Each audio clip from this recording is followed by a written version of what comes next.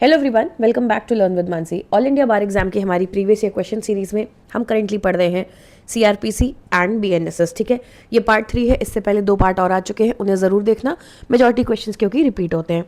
इसके अलावा हम और कई सारे सब्जेक्ट्स ऑलरेडी कवर कर चुके हैं, उनको नहीं देखा हो तो ज़रूर चैनल पर चेक करना। You can join us on Telegram, क्योंकि जो भी क्वेश्चन हम यहाँ लगाते हैं उनकी PDF वहाँ पे अपलोड की जाती है। You can also connect with us on our Instagram. Time waste नहीं करते, आगे बढ़ते हैं। पहला क्वेश्चन देखो, Which of the following deals with the evidence for prosecution? Section 242, 264, 237 या 235। अब ये बहुत इजी क्वेश्चन है, इन सेक्शंस को जाके चेक करो। जो भी इस बारे में बात कर रहा है वही आंसर है। Answer is A, section 242 CRPC।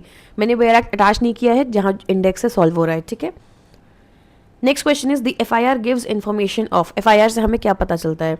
Option A, report to the magistrate about the inquiry conducted by a police officer. एक पुलिस ऑफिसर ने जो भी इंक्वायरी की है उसकी रिपोर्ट देते हैं मजिस्ट्रेट को through FIR। Option B, report submitted to the court by the investigation officer in a criminal case. Investigation officer जो रिपोर्ट सबमिट करता है कोर्ट में क्रिमिनल केस में, उसे FIR कहते हैं। Option C, commission of a cognizable crime, या फिर option D, none of the above. ये पढ़ के ही समझ में आ रहा है, answer is C, commission of a cognizable crime.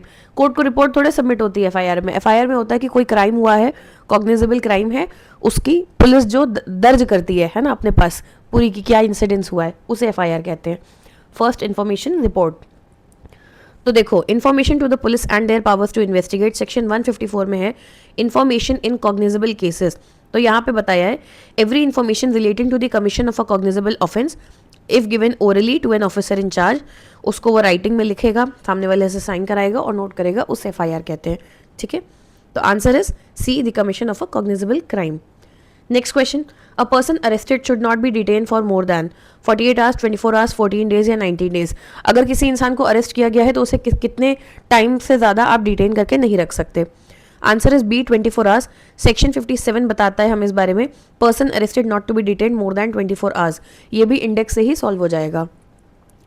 Next question, in which of the following of section 59 CRPC the discharge of the arrested person by a police officer can take place. ठीक है, discharge of the arrested person by a police officer on his own bond, on bail, under special order of the magistrate, या फिर all of them. Section 59 पे जाके देखते हैं CRPC में discharge of person apprehended में लिखा हुआ है, no person who has been arrested by a police officer shall be discharged except. कौन कौन हो सकता है? On his own bond, on bail और under the special order of a magistrate. ये सारे ऑप्शंस के केसेस में डिस्चार्ज हो सकता है of an arrested person by a police officer. तो answer is D, all of them. Next question, police can seek a bond for good behaviour under section 109 and 1010 of CRPC from habitual offenders, white collar criminals, jail inmates और none of the above. Bare act खोलो, इन sections को देखो, देखो किसकी बात की जा रही है वहाँ पे। इसका करेक्ट आंसर है ए, हैबिचुअल ऑफेंडर्स। देखो, 110 is about security for good behaviour from habitual offenders और 109 is about security for good behaviour from suspected persons. इन दोनों में यही मेंशन है, बाकी तो क्लियरली गलत है। ठीक है, next question, under which of the following sections of CRPC police can arrest N accused without warrant. किसी पे अगर इल्जाम है किसी चीज का, एक्यूज्ड है वो, किस सेक्शन के अंडर पुलिस ने उसे बिना वारंट के भी अरेस्ट कर सकती है? ऑप्शंस आर सेक्शन 40, 41, 42 या 37। Correct answer is B, section 41। Arrest of person chapter में जाओगे, पहला सेक्शन इसी बारे में, उसमें सेक्शन 41 व्हेन पुलिस में अरेस्ट विदाउट वारंट, उसके बारे में यहाँ बताया हुआ है। Next question, custodial death is perhaps one of the worst crimes in a civilized society governed by the rule of law. In which case Supreme Court made this remark. Custodial death क्या होती है? Custody में कोई है, police की custody में, और उस बीच उसकी डेथ हो जाए तो उसे कस्टोडियल डेथ कहेंगे। तो सुप्रीम कोर्ट ने एक केस में कहा था कि ये परहैप्स दी वर्स्ट क्राइम है एक सिविलाइज सोसाइटी में। पुलिस की कस्टडी में होते हुए अगर कोई मर जा रहा है, यानी पुलिस ने अपना काम ठीक से नहीं किया है, यानी उसे टॉर्चर किया गया है ना, कुछ गड़बड़ी हुई है, तो ये वर्स्ट क्राइम माना जाता है एक ऐसे समाज के लिए जो सिविलाइज्ड है।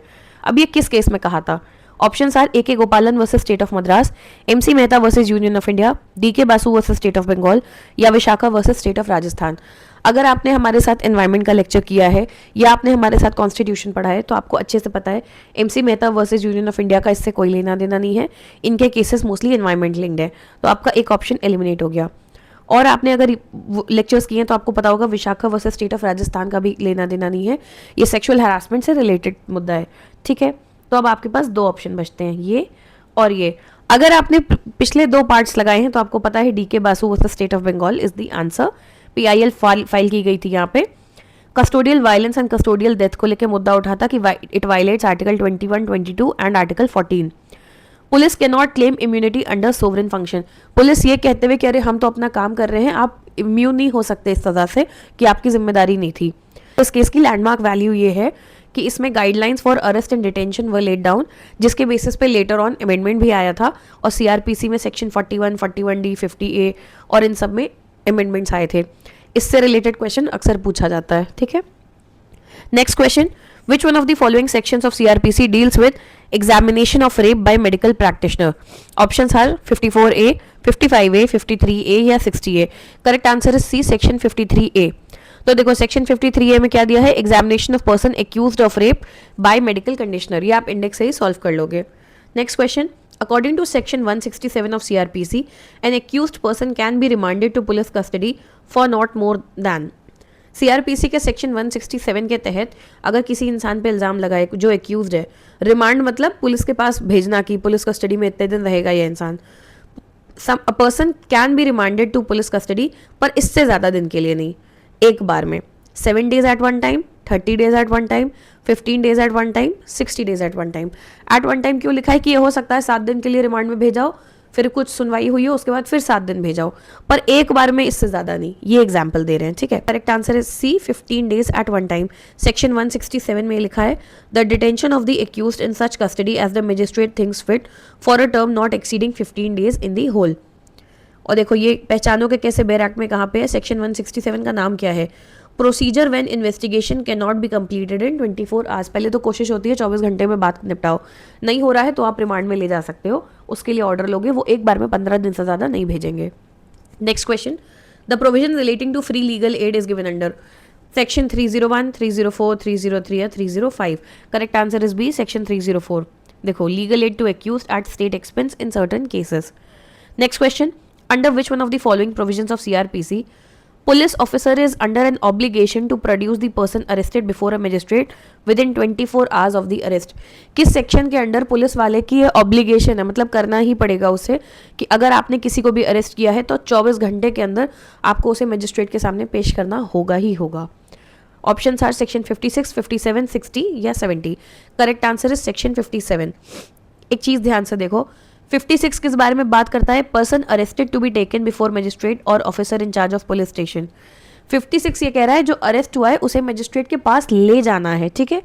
बट 57 कहता है कि person arrested not to be detain for more than 24 hours. 24 hours वाली जो कंडीशन यहाँ मेंशन्ड है ना, ये 56 में नहीं, ये 57 में मेंशन्ड है। कई लोग 56 में पढ़ते हैं मजिस्ट्रेट के सामने पेश करना है, मार्क कर देते हैं। हमसे स्पेसिफिकली पूछा है कि 24 घंटे के अंदर पेश करना है, ये कहाँ लिखा है, ये कहा है सेक्शन 57 में। देखो कि प्लेस ऑफ अरेस्ट से मजिस्ट्रेट कोर्ट 24 घंटे के अंदर ले जाना होगा। Next question, who may record confessional statement under section 164 of CRPC। Section 164 खोलो, देखो जाके, देखो कि कौन रिकॉर्ड कर सकता है कन्फेशनल स्टेटमेंट। ऑप्शंस हैं police officer, option B judicial officer, C both A and B, या फिर D judicial magistrate having jurisdiction only. Correct answer is B judicial officer. 164 को जब हमने देखा, लिखा है recording of confession and statement, तो यहाँ लिखा है any metropolitan magistrate, judicial magistrate, चाहे उसका ज्यूरिसडिक्शन हो या ना हो। तो ये स्टेटमेंट तो वहीं गलत हो गया क्योंकि ये बोल रहे हैं ज्यूरिसडिक्शन होना ज़रूरी है, तो ये क्वेश्चन, ये बात तो यहीं कट गई। और कोई भी मजिस्ट्रेट हो वो जुडिशियल ऑफिसर में फिट तो आ ही रहा है, ठीक है। लास्ट में देखो ये भी मेंशन्ड है that no confession shall be recorded by a police officer on whom any power of magistrate has been conferred under the law for the time being in force. Temporary अगर किसी police officer को magistrate की power दी भी जा रही है for the time being, तब भी पुलिस ऑफिसर नहीं रिकॉर्ड करेगा कन्फेशन। तो पुलिस ऑफिसर आंसर नहीं है, ये स्टेटमेंट गलत है क्योंकि A गलत है तो बोथ A and B भी नहीं हो सकता। It's option B judicial officer, ठीक है। Next question, the provision relating plea bargaining is not applicable in following offence. Plea bargaining पे भी हम तीसरा चौथा क्वेश्चन देख रहे हैं। किस केस में प्ली बार्गेनिंग नहीं करने को मिलती है? Option A socio economic offence है, option B offence against women, C both A and B, या फिर D none of the above. Correct answer is C both A and B। हम पहले भी पढ़ चुके हैं कहाँ कहाँ पे नहीं अप्लाई होता है, प्ली बार्गेनिंग करने को नहीं मिलती है। affects the socio-economic condition of the country, crime committed against a woman or a child below age of 14 years, ठीक है। Next question, which one of the following sections of CRPC deals with compoundable offense? 319, 320, 321 या फिर section 324। जाओ index में देखो, mostly probably वहीं से answer मिल जाता है. Section 320 option B is the answer. What is the time limit under section 468 of CRPC for taking cognizance? 1 year, 2 year, 3 year या no limit? Correct answer is 3 year. 468 को खोल के देखो. Bar to taking cognizance after lapse of period of limitation. यहाँ 3 condition दिए हैं. 6 months if the offence is punishable only with fine. 1 साल का टाइम अगर offence is punishable with imprisonment for a term not exceeding 1 year. अगर 1 साल से कम की सजा है तो उस केस में 1 ईयर. और 3 years अगर ऑफेंस पनिशेबल है और इम्प्रिजनमेंट हो सकता है 1 साल से ज़्यादा बट 3 साल से कम. तो मैक्सिमम कितना दिख रहा है? 3 साल का. तो answer is C, 3 years. Next question. Under CRPC provisions relating to prosecution of जज इज प्रोवाइडेड अंडर. CRPC में कौन सा प्रोविजन है जो बात करता है प्रोसिक्यूशन ऑफ जज के बारे में? 196, 197, 198 या section 199? Correct answer is section 197, जिसका नाम ही है प्रोसिक्यूशन ऑफ जजेस एंड पब्लिक सर्वेंट्स. इंडेक्स से ही सॉल्व हो जाएगा. Next question. Which one of the following section deals with form of summons? 60, 61, 62 या section 64? Correct answer is section 61. देखो उसका नाम है form of summons. Again index से सॉल्व होगा. Next question. Which one of the following provisions of CRPC deals with anticipatory bell? Section 437, 438, 439 या none of the above? अब एक चीज़ ध्यान दो, सेक्शन 438 में एंटीसिपेटरी वर्ड कहीं पे यूज़ नहीं हुआ है. नाम क्या है? Direction for grant of bail to person apprehending arrest. Anticipatory किसे बोलते हैं? ये आता है वर्ड एंटीसिपेशन से, कि आपको लग रहा है कुछ होने वाला है. ठीक है, तो बेसिकली अगर आपको लग रहा है कि कुछ ऐसा सीन हुआ है जिसमें आपको एक नॉन बेलेबल ऑफेंस में अरेस्ट किया जा सकता है, तो आप हाई कोर्ट में पहले ही अप्लाई कर सकते हो बेल के लिए कि देखो ये ऐसे ऐसे मुझे अरेस्ट करने आ सकते हैं इस चीज़ पे, तो मैं पहले ही बेल के लिए अप्लाई कर रहा हूँ. इसे बोलते हैं एंटीसिपेटरी बेल. इस एंटीसिपेशन में कि मुझे अरेस्ट करेंगे मैं पहले बेल ले रही हूँ. ठीक है, तो देखो एंटीसिपेटरी वर्ड नहीं यूज हुआ है बट लिखा क्या है? Direction for grant of bail to person apprehending arrest. तो section 438 is the answer. Next question. The provision relating to cancellation of bond and bail bond कहाँ दिया है? 446A, 446, 447 या फिर section 450? Correct answer is A, section 446A. उसका नाम क्या है? Cancellation of bond and bail bond. फिर से इजी इंडेक्स से हो जाएगा. Inherent power under section 482 CRPC can be exercised by supreme court, sessions court, high court या फिर ऑल ऑफ द अबव? जाते हैं सेक्शन 482 पे, देखते हैं क्या लिखा है. Saving of inherent powers of high court. देखो बेयर एक्ट से ऊपर ही से पता चल गया. Answer is C, high court. Under which one of the following sections of CRPC police officer can arrest an accused without warrant? अभी हमने ये डिस्कस किया था 40, 41, 42 और 43 में. Answer is B, section 41. Which one of the following courts under CRPC can try a murder case? कौन से court को मर्डर का केस सुनना अलाउड है? Option A judicial magistrate of first class, इसको JM फर्स्ट क्लास भी बोलते हैं. Option B chief judicial magistrate CJM. Option C court of session या D none of the above? अब यहाँ पे ध्यान दो, आंसर है सी, कोर्ट ऑफ सेशन. यहाँ पे मैंने शॉर्ट में लिख दिया है, नेक्स्ट स्लाइड पे बेयर एक्ट अटैच किया है. मर्डर केस जिसको ट्राई करना हो उसको ये पावर चाहिए होती है कि वो लाइफ इम्प्रिजनमेंट यानी कि उम्र कैद और डेथ सेंटेंस यानी मौत की सज़ा देने की पावर रखता हो. जिसके पास ये पावर्स होंगी, उम्र कैद देना और डेथ सेंटेंस देना, वही मर्डर का केस सुन सकता है. ठीक है, अब देखो ये सब हमारे बेयर एक्ट्स में मैंशनड है. 29 के 1 में लिखा है कि जो CJM है, चीफ जुडिशियल मजिस्ट्रेट, हर चीज़ पे फैसला दे सकते हैं सिवाय डेथ और इम्प्रिजनमेंट फॉर लाइफ पे, उम्र कैद पे, इन पे वो फैसला नहीं दे सकते, या फिर कोई भी ऐसा क्राइम जिसकी सज़ा 7 साल से ज़्यादा है. तो ये ऑटोमेटिकली हमारे मर्डर के क्राइटेरिया में तो फिट नहीं हो रहे, तो CJM आंसर नहीं होगा. ठीक है, 29 का 2 देखो, JM फर्स्ट क्लास 3 साल से ज़्यादा सज़ा नहीं दे सकते और 10,000 से ऊपर का फाइन नहीं दे सकते, तो JM फर्स्ट क्लास भी आंसर नहीं है. ठीक है, कोर्ट ऑफ सेशन किसी भी मुद्दे पे सज़ा दे सकते हैं, ये बात तो पता है हमें, तो court of session he answer है. और हाई कोर्ट भी किसी भी मुद्दे पे दे सकते हैं. पर अब बेयर एक्ट एक बार ध्यान से देख लो. Section 28 sentences which high court and sessions court जजेस में पास. तो सबसे पहले हाई कोर्ट की बात करते हैं. हाई कोर्ट किसी भी मुद्दे पे फैसला सुना सकता है, कोई पाबंदी नहीं है.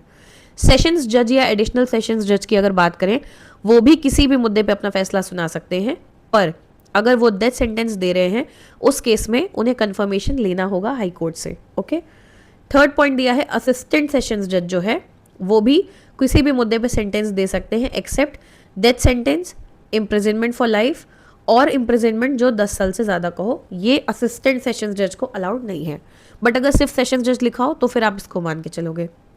सेक्शन 29 क्या कहता है? सेंटेंसेस विच मजिस्ट्रेट्स में पास। तो सबसे पहले बोला है court of chief judicial magistrate यानी सीजेएम का कोर्ट जो है, may pass any sentence authorise by law except किसको छोड़ के, डेथ, इम्प्रिजनमेंट फॉर लाइफ या 7 साल से ज़्यादा की सज़ा। तो बेसिकली सीजेएम जो है डेथ सेंटेंस नहीं दे सकते, वो किसी को उम्र कैद भी नहीं दे सकते और 7 साल से ज़्यादा सज़ा नहीं दे सकते।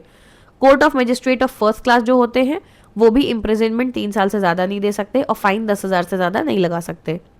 थर्ड, सेकेंड क्लास के जो मजिस्ट्रेट होते हैं उनको 1 साल से ज़्यादा सज़ा नहीं दे सकते और 5,000 के ऊपर फाइन नहीं लगा सकते। Court of chief metropolitan magistrate shall have the powers of the court of CJM. जो सीजेएम की पावर्स थी यहाँ पे सीजेएम की सेम यहाँ पे भी होंगी।